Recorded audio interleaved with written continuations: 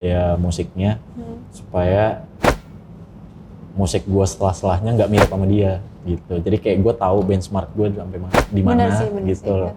Jadi kayak soalnya kan kalau zaman sekarang netizen kan kayak ini kayak lagu ini deh gitu. Iya. Atau nggak lebih apa gitu. Suka banding-bandingin gitu kan. Terus jadi kayak sebenarnya kayak misalkan gue denger Dere gitu ya. Dere tuh kalau secara kosakata gue bisa bilang dia mirip Tulus sebenarnya. Ya karena emang under Tulus kan. Emang nulisnya bareng Tulus gitu. Cuman ya maksudnya kalau gue ngeliat oh nih bahasanya Tulus banget nih. Cuman dia bisa bawain itu dengan cara yang beda. Pembawaannya dia bener sih. Kayak gue denger Dere tuh jarang sih ada. Maksudnya yang cara bawainnya kayak Dere gitu. Itu kayak ya sih buat apalagi zaman sekarang yang seumuran kayaknya dia sih yang punya warnanya banget tuh khasnya dari awal udah ada gitu loh. Iya. Kayak Iya gitu. Iya benar. Gitu. Terus kayak nggak yang neko-neko gitu loh kayak ya udah gitu. Iya. Simple tapi terus keren masih sih. bisa maksudnya main sambil main gitar gitu. Keren sih. Gua tuh tahu lo karena dulu fotografer lo ada tingkat gue di kampus. Martinus, sekarang Feli. Oh, MN. Iya, gitu. Ilkom berarti juga. Ilkom. Ya, Ilkom. Nah ini masih agak nyambung nih Ilkom.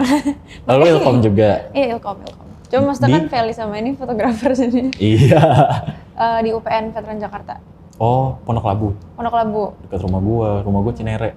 Oh, Cinere, deket banget. Gue di Andara. Iya, oh, di Andara. Jalan berangkat gue sini. So, gue kalau naik motor lewat pinggir tol Andara. Oh, berarti lewatnya dong pasar Pondok Labu nggak juga? Lewat belakangnya. Iya, lewat belakangnya. Kenapa nggak UMN? Depok gitu. Tadinya udah jadi daftarnya antara UMN atau nggak UPN. Dapat dua-duanya, cuma ya UPN lebih deket banget. Terus juga sih. Kayak ya udah deh. Oh, maksudnya negeri juga kali ya, jadi kayak lebih enak gitu. Tapi masih dilanjutin sekarang? Masih, ini Agustus pertengahan semester 7. Oh, udah semester akhir ya?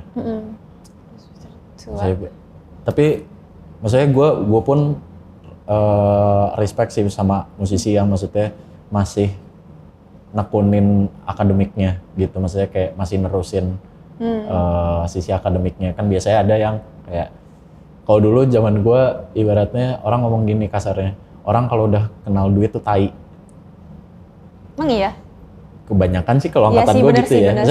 Maksudnya kayak ya udahlah kayak pendidikan kan sebenarnya juga banyak orang yang emang itu tuh tangga buat kerja kan. Kalau udah dapet kerja, kadang for what gitu.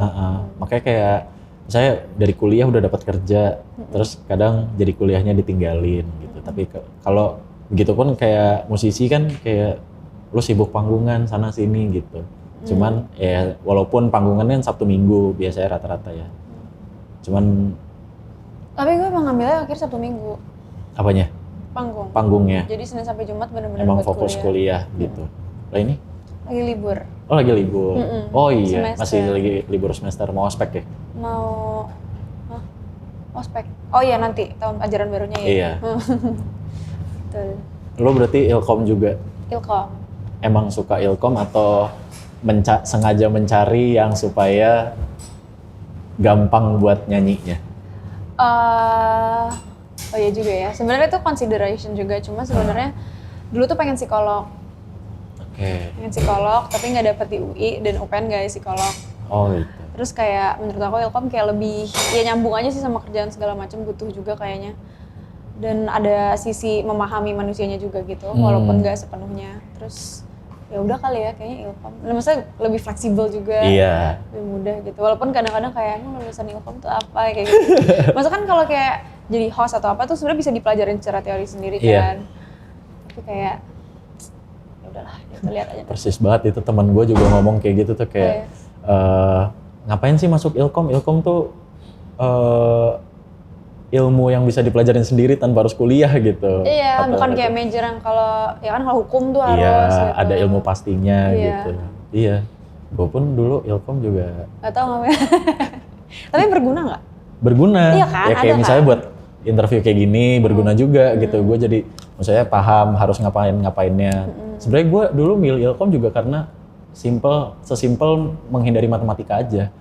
Oh ya, itu semua manusia di Ilkom tuh kayak kedengerannya gitu sih semuanya. Tapi ternyata Ternyata tetap ada ketemu. juga di kualitatif Iya, konten nggak sih? statistik gitu lah Statistik, pokoknya. ha. Iya Terus berarti tapi dosen-dosen lu gitu pada tahu lu penyanyi? tahu akhirnya tahu bukan akhirnya yang dari awal pas Masuk. ospek gitu tuh disuruh nyanyi Oh, udah disuruh nyanyi? dan awal-awal masuk itu kan sebenarnya masih online 2021-an gitu. Jadi benar-benar nyanyinya tuh masih direkam online gitu, mendatang ke kampus sendiri terus kayak ya udahlah kayak gitu. Udah berapa kali disuruh nyanyi di kampus? Akhirnya karena sering dicoba mau dong gitu terus jadi kayak agak membatasi sih. Karena ini belum direkam. Apa? Ini belum direkam kan? Gak tahu, ya Gak udah tahu nggak ya, apa-apa. ya udahlah. Ya udah kayak ya gitu lama-lama kan maksudnya kalau nyanyi kan aku ada bandnya segala macam. Kalau misalnya mereka mintanya profesional sih nggak apa-apa. Cuma kan kalau as mahasiswi kayak gimana? Cuma dirangin piano gitu. Iya kayak gitu. Jadi akhirnya kayak ntar deh bilangnya ada kegiatan terus. Tapi pernah juga kayak sampai dikasih surat tugas gitu. Oh gitu? Iya karena gue kayaknya nggak bisa deh gitu. Terus kayak akhirnya kakak tingkat gue tuh kayak ngirim surat tugas dari rektor gitu, kayak disuruh nyanyi ini pokoknya buat Buset, organisasi sampai segitunya? iya lagi. Terus habis itu kayak tapi nggak tahu juga itu nilainya di mana gitu maksudnya, tapi ya udah deh apa lah. Cuman kayak karena kampus punya ada bibit berbakat nih gitu kan. Tapi karena aku masuknya juga lewat jalur YouTube. Oh ada itu jalur YouTube. Ada. Oh beneran ada Surprising. ternyata. Beneran ada. Jadi tuh aku juga baru tahu tuh Hamin satu penutup, kayak itu ditutup gitu loh sebenarnya. Kayak pendaftarannya. Terus dia kayak teman aku bilang kayak ini ada tahu jalur YouTube. Kayak kirain bercanda kan. Terus habis ternyata ada. Terus kayak ya udah deh. Padahal tadi udah bener-bener mau fix UMN, udah sampai datang ke kampusnya gitu. Oh iya. Tapi akhirnya ya udah deh UPN. Bisa seangkatan sama Nadia kalau gitu. Iya ya, dia Seangkatan kan? aku emang seangkatan sama dia, cuma aku kecepatan setahun. Oh lebih cepat setahun. Iya. Dia binus kan sekarang. Dia waktu itu nggak ngasih tahu sih, pokoknya dia bilang cabut aja dari UMN. Iya. Iya tapi ya terus udah. sekarang online katanya dia. Online. Tapi itu berarti lo masuk kampus berarti si judul lagu lo yang pertama If You Could See Me Crying in My Room itu udah ada? Dari 3 SMA. Oh dari 3 SMA? Berarti itu dari SMA lo maksudnya itu kan akhirnya lo langsung masuk label kan? Label dari 2 SMA. Dari 2 SMA, terus rilisnya 3 SMA. 3 SMA. 2020. Apa yang lo pikirkan waktu kelas 2 SMA itu? Maksudnya lo udah mulai nyanyi kan di situ? Udah. Lo mulai nyanyi dari umur berapa? Mulai nyanyi dari kelas 4 SD. 5 SD ya. Itu lo maksudnya lo pengen nyanyi sendiri atau kayak biasanya kan orang tua tahu anaknya berbakat nih nyanyi gitu? Awalnya tuh gara-gara di sekolah gitu loh, di sekolah. Terus habis itu di sekolah tuh kayak ikut ngeband gitu. Kayak ada guru salah satunya namanya Pak Andika gitu, dia tuh yang kayak mau coba nggak nih lomba, awalnya kayak gitu lomba nyanyi. Terus habis itu kayak dan aku tuh kayak nggak pernah nyanyi sama sekali dimanapun itu loh. Jadi dia tiba-tiba yang kayak nawarin aja. Terus abis itu kayak ya udah coba aja. Terus akhirnya dari lomba itu dia ngajakin ayo main band segala macam, belajar instrumen, kayak ngebass segala macam. Terus akhirnya orang tua tahu dan mereka juga sangat-sangat mendukung. Karena ayahku juga dulu ngeband banget kan. Jadi yang kayak gitu. ayo kita lesin beneran nih, les piano, les vokal segala macam. Terus udah gitu selanjutnya. Berarti yang orang yang pertama tahu lo berbakat nyanyi guru itu atau orang tua? Saya sendiri. Sendiri. Nggak tahu juga sih. Kayaknya guru itu dan ayah deh, nggak tahu sih antara. Nggak sih, tapi yang meyakinkan orang tua aku tuh kayaknya juga guru itu gitu, Pak Andika. Terus setelah disuruh ikut lomba gitu, pernah ikut yang kayak kompetisi-kompetisi kayak di TV-TV gitu nggak? Pernah sebenarnya. Ikut apa? The Voice. Oh The Voice. Tapi kayak ketolak. Belum nyampe panggung berarti? Belum nyampe panggung. Masih audisi? Masih audisi. Dan itu tuh kayak jurinya dapet siapa yang free nolak? ticket. Nggak tahu, jadi emang belum ketemu belum juri ketemu jurinya. Juri yang ininya masih orang-orang di balik layarnya gitu. Jadi itu dikasih free tiket dari salah satu tempat les aku gitu. Kayak ini Oke. coba aja nih. Jadi kayak langsung pass gitu. Kan orang-orang pada ngantri kan, kita langsung. Oh. Tapi abis itu tetap aja kayak oh nggak dapet ya udah. Kayaknya nggak cocok sih. Kayaknya aku kayak emang nggak cocok suaranya buat yang kayak diajang-ajang Kompetisi gitu ya? Kompetisi, heeh. Oh, gue kira lu berarti ikut antri gitu-gitu. Antri juga sih dikit. Antri juga. Tapi ya gitu kayak nggak tahu selalu merasa kayak teknik tuh bukan forteku gitu. Jadi kayak nggak tahu deh. Jadi kayaknya nggak pede gitu kalau misalnya yang bener-bener kayak itu keren banget sih jujur. Yang X Factor orang-orang Indonesian Idol gitu. Tapi kan maksudnya lu kan les vokal juga. Les vokal tapi nggak lama sih. Oh, maksudnya ya at least kan lu ada tekniknya, lu paham base-base-nya gitu loh. Maksudnya kayak ya harusnya lu pede aja gitu. Maksudnya kalau gua sih kalau gue punya kemampuan bernyanyi, gue akan jalan sendiri aja gitu. Coba. Masalahnya kan nggak bisa. Iya juga ya. Cuma tuh nggak bisa kayak teriak yang kayak teriaknya Lyodra gitu. gitu. Itu kayak itu gila banget gitu. Kayak kadang-kadang jadinya kalaupun aku kayak gitu agak kedengeran jadi beda sama aku yang sekarang gitu loh kalau nyanyi. Iya. Kayak aku ngerasa udah punya nyamannya sendiri gitu. Iya sih. Gitu sih. Terus sampai akhirnya lu kelas 2 SMA masuk label. Itu lu sebenarnya udah membayangkan apa di kepala lu kayak SMA tuh kan orang-orang mikirnya masa-masa paling indah lah. Banyak orang bilang masa SMA tuh masanya main-main, senang-senang gitu. Tapi lu udah bisa masuk label segala macam. Apa yang lu pikirkan saat itu tentang industri musik gitu-gitu? Jauh lebih senang sih karena jauh lebih senang memasuki industri musik di saat gitu. itu karena kan waktu itu online juga ya maksudnya COVID kan. Jadi pas SMA udah SMA lagi udah COVID ya? Jadi dari kelas 2 SMA tuh udah nggak sekolah di sekolah gitu. Jadi ya emang mendingan dituangin semuanya di musik kan masih bisa by online kan. Iya. Terus juga ketemu cuma buat rekaman atau pas bikin lagu gitu. Jadi masih sedikit lah distraksi untuk mikir gitu. Yang penting kan kayak udah ada sedikit jalan ke masa depan nih gitu. Yeah. Terus emang dari kecil dari yang 4 SD, 5 SD itu tuh dari awal si guru aku itu tuh udah nanya kayak kamu mau jadi penyanyi nggak nanti di masa depan? Kamu yakin ini jalan yang mau kamu ambil? Dia nanya kayak gitu ke aku yang masih kecil itu. Terus habis itu aku kayak kayaknya iya deh karena nggak tahu lagi apa selain itu. Maksudnya aku selalu punya backup tapi kayak ini yang paling aku kayak suka gitu dan emang dari dulu basicnya sebelum nyanyi tuh lebih suka nulis dan baca yang kayak gitu-gitulah. Jadi lebih ke apa ya membuat sesuatu gitu loh. Terus ya udah akhirnya gitu. Berarti emang dari awal lo lebih nyamannya di nulis lagunya gitu? Dari awal nulis lagu, bermusik aja sih sebenarnya menuangkan perasaannya aja sih. Gitu. Biasanya pas saat lo mulai nulis itu kayak lo nulis cerita pribadi lo apa kayak cuman ada di kepala, di imajinasi lo apa gimana? Mixture of semua itu sih. Sama kayak Bernadia sih jawabannya. Mixture, maksudnya mungkin itu based on how I feel, tapi juga kadang plus di apa ya, exaggerate juga. Kayak karena aku suka banget meromantisasikan sesuatu gitu. Kayak contohnya aku punya lagu kayak gemar sekali kau lukiskan bintang untukku, sungguh lihai tanganmu menata kembali hati yang hampir mati. Kayak emang ceritanya di situ mungkin hatiku kayak hampir mati. Terus dia kayak menyelamatkannya gitu, tapi kan sebenarnya dia nggak melukiskan bintang untukku, dia nggak ini apa-apa. Jadi kayak semuanya tuh mixture dari seluruh yang aku rasain dan aku pikirin juga gitu. Iya kayak kalau gue ngeliat lirik-lirik lu sih puitis sekali ya, maksudnya kayak pengembangan katanya tuh udah luas banget gitu. Maksudnya lu itu dari lu hasil mendengarkan karya lain kah atau sebenarnya dalam lu menulis inspirasi lu sebenarnya apa gitu? Lu ngeliat dari mana, look up kemana? Look up Baca buku kah atau? baca buku sih. Baca buku. Tapi kalau misalnya selalu ditanya kayak siapa referensi yang benar-benar I look up tuh,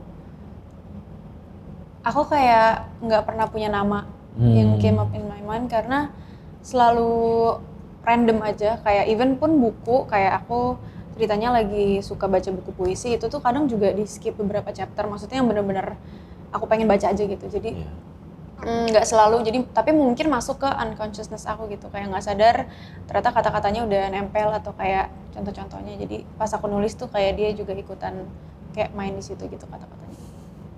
Iya sih. Ya maksudnya di umur segitu, wow. Di umur yang sangat muda lu punya pengembangan kata yang sangat luas, maksudnya pemilihan kata yang Thank you. diksi katanya banyak banget gitu. Kayak mungkin itu kayak gemar sekali kau lukis itu kan mungkin kalau orang biasa, misalkan saya suka melukis. Iya, Tapi lu beda. bisa mengembangkan katanya sampai segitunya gitu, maksudnya kayak keren sih gitu, kayak nggak pernah kelintas di pikiran gue aja gitu untuk memilih kata-kata itu gitu. Terus sampai lagu pertama yang sama Aras, Yes, atau sebelumnya lu pernah punya lagu sendiri tapi nggak dirilis? punya. Ada yang nggak dirilis? Suka nulis-nulis dari dulu juga, cuma yang pertama kali dirilis akhirnya di decide-nya If You Could See Me Crying in My Room.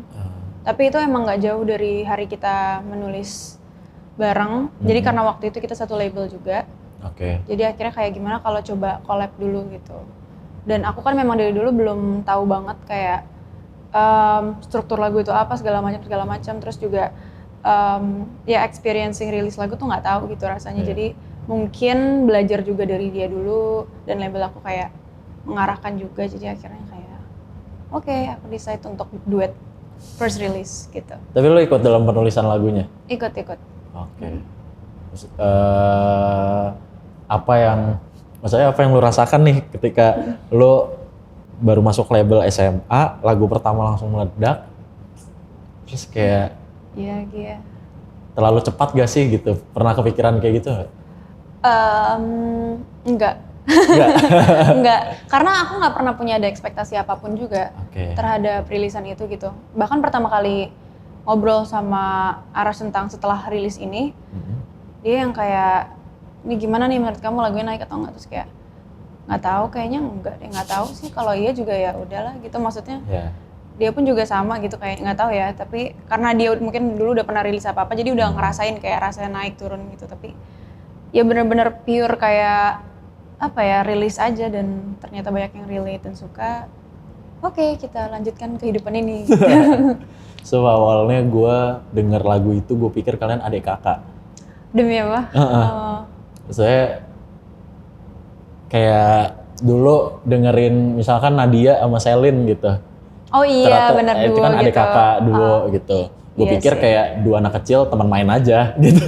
Tapi itu emang masih kecil banget sih. Iya masih kecil banget. Umur 16 tahunan. Terus gue pas dengerin yang lagu itu, Apa nih anak kecil sakit banget. Kayak sedih banget gitu. lagunya sampai segininya nih gitu. Iya lagi. Apa yang lo rasain waktu saat menulis itu sebenarnya? Itu cerita siapa? Itu kayaknya gabungan kami keren berdua lagi. sih. Enggak, karena sebelumnya kita beneran kayak bercerita satu sama lain tentang apa yang pernah kita rasakan, apa yang pernah kita alamin gitu. Ya. Jadi kayak apa nih tangga yang pernah bareng-bareng kita rasain. Oh, ternyata ini, dan kita tulis di situ semua gitu. Tapi mostly memang Aras yang lebih kayak mengarahkan ini dan itu, karena dulu tuh aku belum begitu nulis bahasa Inggris gitu. Jadi kayak aku masih meraba-rabain itu apa strukturnya. Oh, ternyata kayak gini gitu. Jadi learning by doing sama dia juga di saat itu. Sampai akhirnya lo merilis single sampai akhirnya sempat EP ya? Ada EP juga nih? Iya, ada EP. Apa judulnya? Judulnya Renung Resah. Renung Resah, sampai akhirnya bikin showcase juga kan? Ya, betul. Lo ngelihat perjalanan lo dari awalnya bisa, oke, guru tahu suka nyanyi, terus sampai masuk label, sampai akhirnya bikin showcase sendiri itu gimana lo ngelihat perjalanan lo naik turunnya? Ada turunnya nggak? Naik terus? Naik turun sih, pasti naik turun. Tapi Sejauh ini yang aku rasain tuh maksudnya aku masih sangat-sangat bersyukur atas apapun naik turunnya itu loh. Kayak nggak ada yang bikin aku sepanik itu yang kayak gimana nih gini gitu. Maksudnya aku masih merasa sangat diberi keberuntungan lah dari perjalanan aku di industri musik gitu. Terus apalagi tadi ya pertanyaannya? Ya pokoknya maksudnya aja mulai dari akses lu akhirnya bisa masuk label gitu kan, maksudnya Iya sih. dengan musisi bisa masuk label pun kayak pasti sudah sangat merasa terbantu dong, kayak misalnya secara promosi dibantuin, secara pembuatan lagu dibantuin juga gitu. Tinggal lu gimana berkaryanya dengan cara lu sendiri aja gitu kan. Betul. Terus waktu showcase kemarin itu tahun berapa ya showcase 2023 tahun lalu ya? tahun lalu. Dari EP itu kayak apa sebenarnya yang lo sebenarnya pengen kasih lihat ke orang, kayak dari EP ini gue sebenarnya pengen ceritain ini nih sampai akhirnya lo bawakan ke showcase gitu. Ini tentang showcase dulu ya. Kayak fun fact itu tuh kita mendadak banget karena aku udah mau dari lama banget, tapi kita memang kayak masih mencari-cari partnership segala macam. Terus akhirnya tuh kita baru bener-bener oke, coba kita bikin itu tuh hamin 2 minggu apa hamin 1,5 minggu gitu, bener-bener cepet banget. Jadi kayak orang lighting ke rumah aku, segala macam ke rumah aku, kayak kita bener-bener ngobrolin konsep, kayak aku pengen kayak gini. Jadi bener-bener semuanya menata sendiri, which is itu sangat apa ya, puas buat aku. Karena kan kayak hasilnya kayak, jadi ketika udah di tanganku tuh ya enak aja gitu rasanya. Terus kalau misalnya apa yang ingin aku tuangkan, sebenarnya lebih ke proses perjalanan yang aku rasakan aja sih dalam kehidupan, tapi mungkin lebih mengarah ke love phase-nya gitu, dimana kayak biasanya orang ketemu, terus habis itu ada lagu yang menjelaskan juga kayak kehilangan rasanya seperti apa, terus kayak atau mungkin ketemu lagi orang yang baru, terus habis itu punya ketakutan untuk gimana kalau misalnya ternyata this doesn't work out dan lain-lain. Jadi tapi itu akhirnya kayak jadi loop gitu loh. Jadi kalau didengerin dari awal lagi tuh kayak intinya kayak fase kehidupan aja sih sebenarnya, kayak kehilangan dan menemukan gitu. Tapi fase forgive-nya juga ada. I think itu yang pengen aku tuangkan, lebih kayak pendewasaan dan konklusinya tuh di Renung Resah gitu. Pas lagu pertama lu rilis, gue pikir lu akan selanjutnya bahasa Inggris terus. Oh iya? Jadi tapi tiba-tiba bahasa ternyata Indonesia dan puisi tiba-tiba iya, banget. ternyata lu, wah ini maksudnya gue pun kalau musisi lokal justru lebih nyaman mendengarkannya, ya nggak apa-apa, nggak masalah sih kalau liriknya bahasa Inggris gitu, cuman kayaknya lebih enak aja gitu di telinga kalau liriknya bahasa Indonesia juga. Kalau lu sendiri lebih nyaman nulis bahasa Inggris apa bahasa Indonesia? Tergantung mood. Jadi kayak bener-bener tergantung mood. Kayak bahasa Indonesia tuh kalau misalnya lagi mau lebih luwes gitu. Kalau bahasa Inggris tuh sebenarnya aku nganggapnya ada kayak challenging partnya gitu. Karena ya pasti kan kita sehari-hari kayak tetap bahasa ibu gitu. Cuma kayak bahasa Inggris tuh ada mixture apa ya? Kayak takut salah grammar dan lain-lain. Jadi tuh maksudnya lebih teknik gitu loh kadang kalau misalnya nulis, sedangkan kalau Indonesia kayak udah tek aja gitu. Iya sih, kayak maksudnya kalau ngomong sehari-hari kan juga bahasa Indonesia gitu ya. Cuman kalau gue sih ngerasanya kalau ada musisi nulis bahasa Inggris, kayak mereka lebih tertantang untuk gimana caranya pesan yang dari bahasa Inggris ini bisa dimengerti nih. Iya betul. Ketika gitu di sih. Indonesiakan gitu kan. Ketika lo tampil di panggung gitu, maksudnya sampai sekarang apa udah biasa aja apa sekarang masih kayak tegang?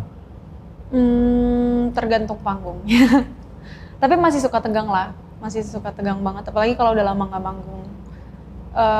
Tapi punya ritual sendiri juga, jadi Apa ritualnya? apapun aman.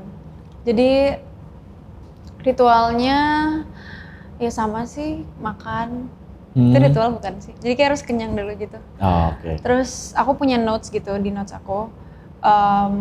sebelum manggung tuh kayak ngeset mindsetnya tuh kayak apa, karena aku sering lupa. Nggak serius, jadi kayak even aku suka lupa kayak harus pede ya, oh harus jujur ya. Kadang kan kalau kita kemakan ketakutan itu kan di atas panggung jadi apa nih yang harus gue lakuin, apa yang bisa yang kayak best of me, tapi jadi lupa tujuan manggung tuh apa. Oh gue pengen hibur orang, oh gue harus jujur sama karya gue dan lain-lain. Dan kayak notes itu lebih yang kayak reminder, oh lu harusnya ke track ini gitu, jangan jadi ya kemakan distraksi-distraksi lain gitu. Apa yang lo rasakan ketika lo akhirnya dapat panggungan pertama nih as Raisa Anggiani gitu? Panggung pertama lo di mana? Di Jogja. Masih ingat gak? Jogja? Iya. Festival? Festival. Oh festival. Ya itu panggung offline pertama dan festival pertama gitu. Itu takut sih. Di luar kota lagi? Di luar kota lagi, jadi yang kayak apa nih gitu. In Jakarta aja kayaknya belum tahu nih gimana gitu ya? Iya lagi, dan itu masih 3 lagu apa 4 lagu, jadi masih dikit banget yang aku rilis gitu. Respon penontonnya waktu itu gimana? Jadi opening kan, Oke. jadi masih belum sebanyak itu. Dan responnya baik. Tapi Jogja tuh maksudnya apa ya, sangat mengapresiasi musik sih yang aku lihat gitu. Jadi maksudnya aku juga I feel welcome, tapi tetap ada ketakutannya kayak wah ini pada belum tahu orangnya, belum tahu laguku juga mungkin dan lain-lain. Jadi masih dikit banget yang ikutan nyanyi, dan itu panik gitu loh, karena kan dari atas tuh sebenarnya penonton kelihatan banget kan. Jadi tuh kelihatan kalau misalnya ada yang kayak atau yang kayak main HP sendiri atau yang kayak jadi ngobrol, itu tuh bikin kayak hey gitu. Tapi at the same time juga aku sangat awal-awal tuh masih sangat nggak pede untuk yang kayak ngobrol atau yang apa gitu loh. Jadi yang kayak ya, nyanyi apa gitu-gitu doang. Nyanyi terus aja, nggak ada interaksi. Interaksi tapi kayak ada ketakutannya gitu loh, kayak aku tuh sangat judgmental terhadap diri aku sendiri gitu kadang-kadang. Jadi kayak pan sih so asik nih kalau ngomong gini, jadi kayak gitu-gitu. Asik. Kayak gitu-gitu. Jadi ya dulu masih adaptasi banget lah gitu. Ya. Sampai akhirnya bisa dapat panggung besar. Terakhir tuh gue kan suka nontonin, kalau di YouTube tuh suka nontonin artis-artis kayak misalnya festival-festival yang ngerilis live performance-nya. Terus terakhir tuh gue nonton lo yang di Sounds Project. Panggungnya udah sangat besar loh itu. Iya lagi. Penontonnya baik banget lagi. Itu banyak banget, dan itu yang indoor gitu kan ya kalau nggak salah. Gue tuh suka penasaran deh kali. Tau gak sih yang The Sounds Project itu? Itu H-1 aku operasi usus buntu. Iya. Terus? Jadi itu lagi sakit. Lagi sakit sambil nahan sakit tuh? Sebenarnya iya, cuma karena udah ya aku juga mau banget gila, maksudnya Sounds Project, it's a big festival and I love everything about the festival. Jadi harus. Jadi kayak udah. Terus besoknya langsung, malamnya kayaknya atau besoknya langsung ke rumah sakit. Kayak gitu. Tapi ya gue ngelihat lo di situ nggak seperti nahan sakit aja sih, maksudnya bagus lah, profesional lo untuk menghibur penonton yang udah nungguin lo di situ, karena penuh lo itu yang di indoornya kan? Iya yang di indoornya. Itu tapi justru ya itu kalau udah ngeliat orang tuh udah lupa banget, jadi capek tuh nggak pernah kerasa banget kalau di atas panggung. Gue suka penasaran deh kalau jadi penyanyi di atas panggung besar yang penontonnya banyak gitu. Kalian tuh bisa liatin satu-satu gak sih? Maksudnya penontonnya bisa merhatiin gitu gak sih? Bisa banget. Kan karena ada cahaya kadang nyorot dari FOH gitu. Oh iya benar. Bisa sih, apalagi kayak kalau di sela-sela lagu kan lightingnya udah nggak yang jadi gelap atau apa gitu kan. Jadi kelihatan banget kalau lagi ketawa, lagi sedih, lagi diem aja, lagi bengong. Jadi kayak tapi ya gitu. Tapi mataku minus kan, jadi kayak kadang suka ngeblur gitu. Jadi kayak ya udah ramai aja gitu ya. Iya ramai aja. Gue suka kayak mikirin tuh kalau gue yang di atas panggung sini gue kayaknya wah diem sini gue. Masa sih? Kan ini juga nggak suka ini emang kayak jadi nge-host gitu. Event. Enggak bisa sih gue. Gue kayak kalau ngeliat banyak orang gitu kayak aduh mampus nih gue. Ngapain ya gitu. Lebih ketakut gitu sih. Terus ya oke, sampai akhirnya lu berhasil dapet panggung besar, terus lu terus gue respect ke lu karena maksudnya meledaknya satu lagu tidak membuat lu berhenti di situ, karena kan kayak suka ini loh, kayak ngeliat musisi yang kayak udah nih ramenya satu lagu Ya udah diterusinnya yang itu yang lagu itu aja gitu. Jadi kayak manggungnya fokusnya di satu lagu itu, tapi lu tetap meneruskan karya-karya lu sampai akhirnya rilis lagu baru lagi sekarang. Judulnya Jika Nanti ya. Iya, betul. Jika Nanti. Nah, yang kali ini lu mau bicara tentang apa di lagu Jika Nanti? Sambil dimakan. Iya, boleh. Mau buka yang mana bebas? Itu. Ini. Oh, ternyata udah mantekinnya sama. Karena aku suka semuanya, cuma itu kayak rasanya netral banget gak sih? Iya. Dulu ada yang strawberry dianya. Oh iya, aku tahu. Coklat strawberry. I know. Sekarang udah nggak ada. Ini sponsor ya? Enggak. Enggak. Jajan sendiri. This sponsor us. Lu nggak apa-apa. Apa? Biasanya kan kalau penyanyi jaga nggak boleh ciki-cikian. Kan nggak nyanyi. Sekarang. Oh ya. Lu makan ciki nggak langsung batuk di hari itu. Jadi gue nanya apa? Nyanyi kan nggak jajan ciki-cikian. Enggak bukan. Apa? Oh, ini Jika Nanti. Oh, Jika Nanti. Oh iya, Jika Nanti. Jika Nanti adalah kejika-jikaan yang kuinginkan untuk nanti. Jadi benar-benar intinya adalah sebuah harapan aku di masa depan yang aku inginkan bersama my loved one. Yang mungkin ya pasti di saat ini ya belum terjadi, saya belum nikah, saya belum apapun, masih in my 20 years era, tapi itu sih karena aku merasa dari dulu kalau misalnya lagi sedih atau apa tuh bikinnya pasti lagu-lagu galau untuk menuangkan itu gitu, tapi aku suka lupa untuk kita masih punya harapan loh gitu. Yeah. Maksudnya kadang ketika orang sedih terlalu masuk banget dalam kebiruan itu gitu. Dan sebenarnya aku di saat nulis itu juga lagi sedih.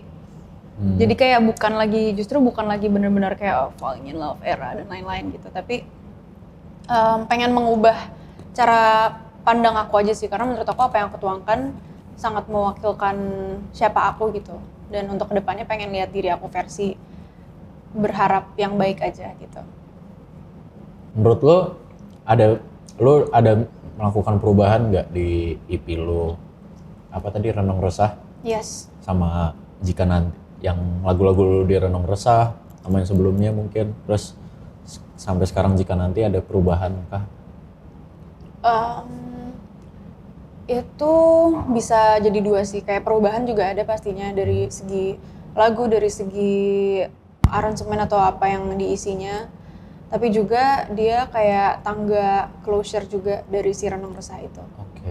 Tapi ini terpisah dari Renung Resah? Terpisah. Oke. Akan jadi album kah? Doain aja. Karena emang dalam waktu-waktu pokoknya gitu deh, doain aja lah. Gitu deh pokoknya. Ya, biasanya kan kalau ya musisi kan pasti mimpinya ada album. Betul banget. Ada konser tunggal segala macam. Tapi yang gue denger sih kalau dari Jika Nanti ini memang apa ya? Lagi-lagi lagu cinta. Tapi gue bisa melihat lo lebih puitis lagi di sini. Oh ya? Kedengarannya begitu sih, karena kayak apa ya? Gak tau, terdengar lebih puitis aja gitu. Terus gue nonton MV-nya juga. Aduh, MV-nya pakai orang tua bapak lagi. Gue tuh kalau nonton video klip yang ada bapaknya tuh gue lebih tersentuh tuh gue. Iya lagi sama kalau tentang kakek nenek gitu. Iya kakek lagi. Gitu. Jadi lebih. Gue spesifik kalau kakek atau bapak sih. Oh iya. Sama. Oh juga. Iya kayak pas di play terus kayak aduh bapak lagi nih. Maaf ya agak bikin mellow, tapi sebenarnya lebih ke itu juga sih tujuannya, kayak kalau misalnya di MV-nya mungkin lebih mewakili POV dari yang emang udah di masa depan gitu. Tapi bagaimana how they take care of each other aja gitu. Yeah. Sebenarnya menurut aku malah di lagu ini lebih simple. Jadi tuh mungkin perbedaan dari yang dulu-dulu. Sebelum ngeluarin Jika Nanti tuh aku selalu lagunya lebih benar-benar mewakili tentang perasaan aku. Terus kayak makin kesini aku ngelihat banyak musisi-musisi yang menceritakan lebih detail dan spesifik akan apa yang mereka mau. Contohnya kejadian yang beneran seperti apa atau perkaranya gitu. Dan akhirnya aku mencoba untuk mengimplementasikannya di sini gitu, di jika nanti kayak jika nanti aku bisa tidur di sampingmu. Iya tuh Ku lirik itu bawakan. masuk juga sih ke orang tua gitu, cocok juga tuh. Kayak makanan atau apa, jadi kayak bener-bener pengen coba lebih personal aja sih gitu. Iya, tapi bagus ya MV-nya. Thank you. Next-nya akan ada apa lagi nih setelah jika nanti yang sudah Next-nya, direncanakan? aku ingin membuat sebuah album. Oke. Kapannya belum tahu tapi ya. Kapannya kira-kiranya udah tahu sih, tapi nanti kalian bisa cek aja. Cuma mungkin untuk kedepannya masih single dulu sih. Jadi maksudnya bertahap lah, nggak langsung satu brek album gitu. Ya pelan-pelan aja lah. Karena kan kemarin juga masih fresh juga ya, lumayan tahun lalu kan masih fresh si EP Renang Rasa itu gitu. Ya biarin orang menikmati EP-nya dulu, nanti baru dikasih album. Betul. Gitu, biar lu ada waktu buat jalan-jalan lagi, kayak kemarin kan lu habis jalan-jalan ya? Iya lagi, kok tahu? Habis trekking ya? Betul. Habis trekking. Alam banget. Alam banget. Captionnya biasanya in my element. Iya, gue ngeliatin kayak, wah lagi jalan-jalan nih. Tapi tetap ada sisi puitisnya tuh, lu ngevideoin kupu-kupu. Iya lagi. Tapi itu cantik banget, kayak suka banget. Kayak gitu lah. Iya, pelan-pelan aja lah. Aku suka juga nge-trek gunung. Apa gitu. Suka jalan-jalan. Jalan-jalan Jalan-jalannya suka. Terserah. Traveling. Iya, kemananya terserah lah gitu. Tapi ya, semoga albumnya cepat realisasi, segera terrealisasi. Gak apa-apa, gak usah buru-buru, pelan aja. Terus, boleh dong ngomong ke kameranya nih. Oh iya. Kayak bilang, ya terserah, promosikan lah jika nanti. Hai teman-teman, jangan lupa untuk mendengarkan jika nanti. Dan ini kayak untuk seluruh orang sih sebenarnya yang lagi dalam fase atau tahap apapun, nggak harus kayak udah punya pasangan dulu baru berharap gitu. Kayak kita semua deserve untuk mendapatkan harapan itu, dan semoga kalian menyukainya. Jangan lupa juga untuk nonton MV-nya di YouTube aku, Raisa Anggiani. Sedih guys. Jadi sedih. Ya gitu. Ya gue paling gak kuat sih kalau udah bapak. Lumayan sih itu sedih. Tapi kan untung bukan sad ending itu, pokoknya sesuatu ending lah, makanya kalau mau tahu nonton. Terakhir, kalau gue lihat kan lo manggung, yaudah nyanyi. Kenapa nggak sambil nari? Dulu bukannya modern dance? Sumpah jangan. Aku nggak bakat nari. Aku nggak bisa nari. Jadi itu sebenarnya waktu kelas 4 SD itu, aku tuh ekskulnya dance, kayak traditional dance, modern dance, apapun itu aku ngedance banget dari SD, dari kelas 1 SD. Terus kayak gara-gara udah diangkat jadi anak band, si guru aku tuh nanya, lo tuh mau fokusnya di mana, nari apa nyanyi? Terus dia bilang, udah lah lo tuh nggak berbakat nari. Dia bilang kayak gitu, tapi itu sebenarnya biar aku kayak ngeband aja ayo gitu. Jadi akhirnya kayak, iya kali ya nggak bakat nih gitu. Terus jadi akhirnya ya udah nari, jadinya nyanyi. Jadi kayak, tapi nari tahu, aku punya satu lagu judulnya Menari Aku Menari di Renung Rasa. Terus Sambil nari. suka sambil nari, tapi nggak nari-nari banget yang kayak lucu-lucu aja gitu. Yang penting gerak ya? Yang penting gerak gitu. Oke deh, terima kasih. Abis ini Rai bakal nyanyi Yes, betul. lagu terbarunya. Jadi jangan lupa dengerin Jika Nanti dan lagu-lagu lainnya Rai Sanggiani. Yeay. Oke, udah.